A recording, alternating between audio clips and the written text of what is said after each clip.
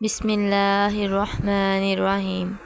شروع اللہ کا نام لے کر جو بڑا مہربان نہایت رحم کرنے والا ہے۔ السلام علیکم ورحمۃ اللہ وبرکاتہ۔ حضرت ابو ہریرہ رضی اللہ تعالیٰ عنہ سے روایت ہے کہ نبی اکرم صلی اللہ علیہ وآلہ وسلم نے فرمایا، کیا تم نے ایک ایسے شہر کے متعلق سنا ہے جس کی ایک جانب خشکی ہے اور ایک طرف سمندر ہے؟ انہوں نے عرض کیا، اللہ کے رسول، جی ہاں۔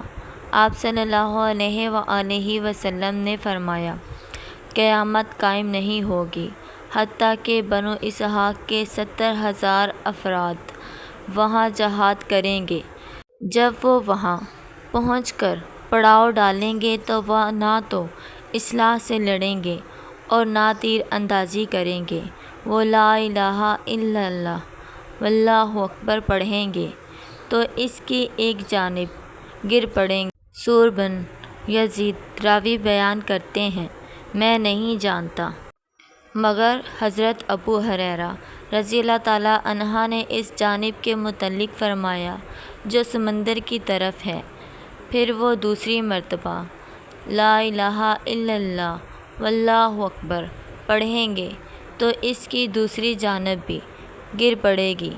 پھر وہ تیسری مرتبہ لا الہ الا اللہ واللہ اکبر پڑھیں گے تو وہ شہر ان کے لیے کھول دیا جائے گا تو وہ اس میں داخل ہوں گے اور مال غنیمت حاصل کریں گے۔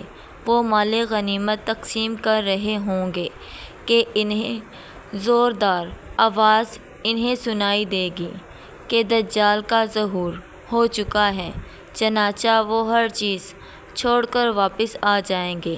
حضرت ابن عمر رضی اللہ تعالیٰ عنہ بیان کرتے ہیں، قریب ہے کہ مسلمانوں کو مدینہ تک محصور کر دیا جائے حتیٰ کہ ان کی سب سے دور والی سرحد صلہ ہوگی اور صلہ خیبر کے قریب ہے۔